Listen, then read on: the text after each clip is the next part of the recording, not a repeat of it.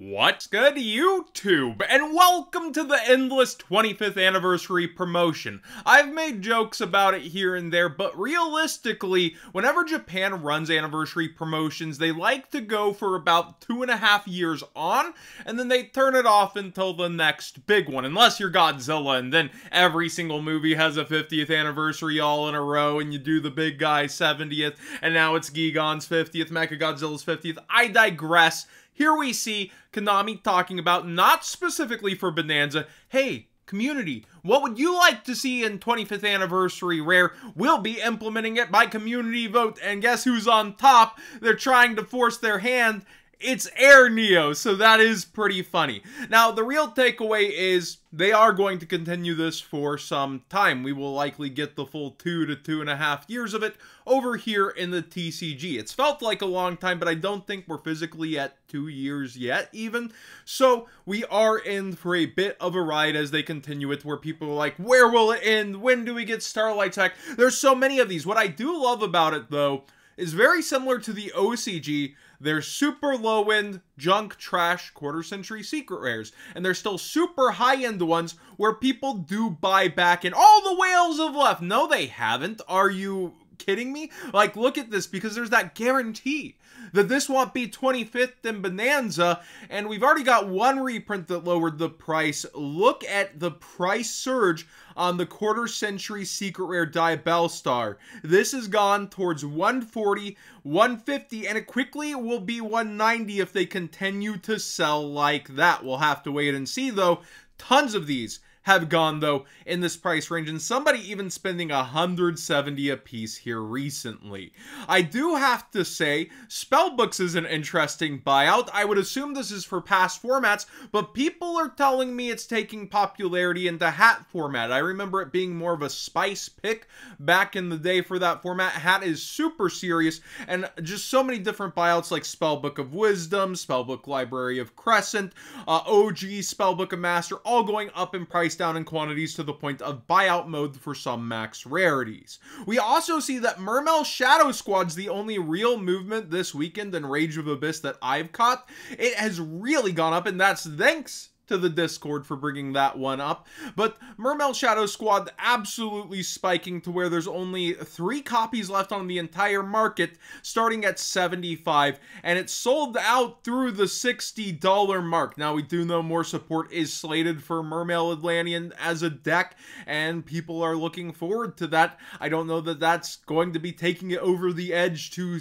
stomping the competition, but people do seem to be wanting to spend money on a new card in a set max rarity, and that in and of itself is interesting. You can still get the regular ultra rare very, very cheap. It looks like it tried to start spiking early on and came immediately back down to under $2 for an ultra rare version. Then when new support makes prices go burr, we covered a lot of Gladiator Beast for past formats that mixed over and could be used with the new support. But Gladiator Beast Tamer Editor, that doesn't go all the way back to Edison, and this graph is ridiculous. Look at it. It just goes crazy. Up towards $10 almost for the lowest listing with this, and people are actually paying it already, when not too long ago it was under $2 for plenty of different copies. X-Rage X Yu-Gi-Oh! We brought this up. Really high-end clothes. I got mine in, and they feel amazing. I sized up one size as I'm in the US, and they fit really nice overall. They have announced a second drop for Yu-Gi-Oh! Will be in the summer. Now, this is a pretty rough translation. They've also announced anything from canceled orders or things that didn't go through, that sort of thing, will be listed on November 6th at 6 p.m. their time. That's 4 in the morning my time, so I don't know that I'm setting another alarm to see how that goes since I got most of what I wanted. But be aware, anything that was left over that will go back on stock in the site will be right there. They do ship internationally for free over $150. The only Yu-Gi-Oh! Thing left right now for around 63 is this combo of a puzzle and a functional golden sarcophagus bag. Back to the cards, John. Somebody specifically thanked me for bringing up the X-Rage thing, and it warmed my heart just a bit. we have a new zombie field spell that reads and does a lot of good zombie generic stuff, and this Delta of Temptation has caused a temptation buyout. That's all I got for now. It's been a long day for me. But Eldritch the Golden Lord, the quarter-century secret OG art, is what people seem to be going and preferring. It is spiking on up rapidly, down to 17 listings, and the OG is getting looked up just a little bit for its secret rare, although I believe it just got secreted again because, yeah, Rarity Collection does all those different rarities. You have tons of versions of this for cheap. Just be aware that quarter-century secret rare OG art's what's going right now. I would highly suggest, if you're actually thinking about this, and you don't want to get stuck playing those gold rares or double sleeving because of the thickness of maximum gold, get those secret rares. Conquistador, Hawkeros now, they are cheaper pretty much than they've been in a long time, although we have a little roller coaster of a graph on Conquistador here. They definitely are towards the lower end of what they've been in history, and it's a pretty good time to get them using that TCG player link in the description down below, costing you nothing extra to support the channel directly for the cards you'd already be buying. But that's if you really think that zombie field spell is going to be putting it to the next level. That's debatable, but it is pretty good. Somebody in the Discord brought up Flying Mary quarter-century secret rares being only 12 to 13 bucks and going right along with what the field spell does, so you might also want to pick that up for some new zombie goodness. And then Chaos Hunter. This is a hand trap I missed. It's a pretty good one. It got bought out and has stabilized for its quarter-century secret rare, and luckily you have all those different versions thanks to it being in a rarity collection. When your opponent special summons a monster, you can discard a card to special summon this. Your opponent cannot banish cards. Pretty darn good. The floodgate, kind of almost a preventative floodgate to a degree. It's got bought out and has gone up in price just a little bit. The 10s we talked about going up in price for the sealed, yeah, almost every single card price has come down except for the Wanted Seeker of Sinful Spoils. Diabellstar starting to chill just a little bit, but went all the way up to 20. It has its reprint right around the corner in Bonanza. DMG Altar Art has come back down. Blue Eyes White Dragon is stabilized at 25, but Emblema of Oath is up, and we'll talk about that in a bit because free content, yep. And then several other cards, like I called the Horus Engine would stonk over time, but I thought it would start so much lower. So everything that's come up in the immediate has kind of stabilized, chilled, but when it comes to these 10s, they're stuck up in price for the sealed, and people are starting to eye the 25th anniversary 10 of Dueling Heroes, and it's coming back up. The value's just not there, in my opinion. The Exodia promo went up, as did the Dark Magician that people want to pair with the Dark Magician Girl. 20th anniversary, or 25th. My bad, we never got the 20th promotion with the red names. But quarter-century secret rare version. Look at the value inside of the 10s. A lot of these are short at the top, and there's only 5 cards over $5.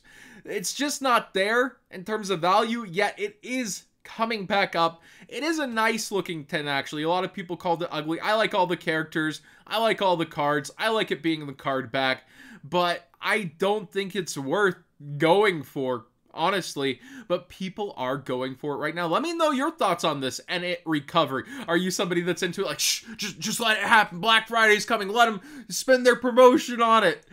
I just don't think it's worth it because a couple promos went up and people might be wanting to hunt bestials that way. Emblema of Oath has continued to go down in quantities, up in price. It's crazy. Somebody commented, oh, on card market, it's not really moving. You Americans, you're crazy with your market. I've got to tell you, a lot of the times, a week later, trends from the US go right on the card market, and because of those limits, it moves slower. Look at that graph from 7 to 8 pounds all the way up towards 14. So sometimes when you're watching Market Watch from the EU, and you go, that could actually be meta relevant. That could be played over here. Oh, PAC's the one, the PAC tax. Sometimes it applies to your country too. That's the free content I was talking about. It's just funny that Card Market had people saying, yo, not over here, and now it's over there.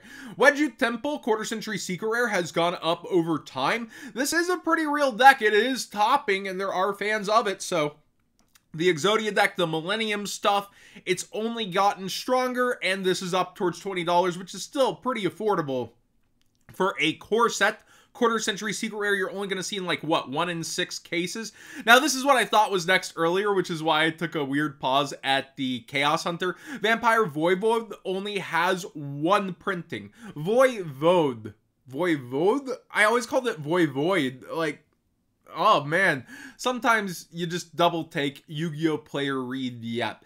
But this one's actually done nothing but come down, and it kind of pairs with the new stuff to a degree, since it is now Foolish Burial, Bring Backable, etc. I think that's kind of neat. Only has 1 printing, another zombie to keep an eye on. And finally, this is just a fun one. Quantum Cat. These playmats used to sell even to like non-competitive Japanese vendors for 25 a piece back in my day. But there's a reason over on eBay they're all $60 plus. If you've been hunting this playmat, somebody's listed 98 of them at $15 a piece. They just are stacked with them for whatever reason or deal they made or what happened. $60 low on eBay, $15 over here. I think I sold some for more recently when I was doing my Playmats claim sale, and I listing super cheap in there. So this is just interesting that it has appeared and there's just so freaking many, but obviously it's not something people actively hunt or look for. Just a neat one that we happened to notice because we were joking around in the market room. Thanks for watching today's Market Watch. I truly appreciate it. I know I'm a little off. I had to take my dog to the emergency vet. She's good. She's already got her stitches, and she had like a tooth thing, even though we brush her teeth like 3 to 4 times a week, basically, that caused some bleeding out the face. So it's been a long day. That happened in the morning, and I'll be back to full energy and power hopefully by Wednesday. Maybe a discussion peppered in on a Tuesday or Thursday will be coming here soon. It would be Thursday this week, though.